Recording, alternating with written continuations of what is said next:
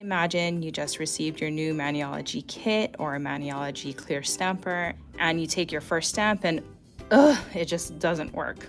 But before it gets crazy, I want to talk to you guys about a nail stamping hack. Do you see those circles? That's basically the silicone oils. Now, nothing is wrong with your stamper head because the silicone is made that way. So basically what I did, I just put it down head first. So you see that this is the domey side and this is the straight side.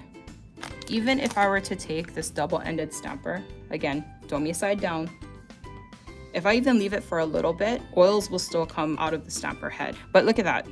I didn't even leave it on for like 5 minutes and there's already oil coming onto the paper.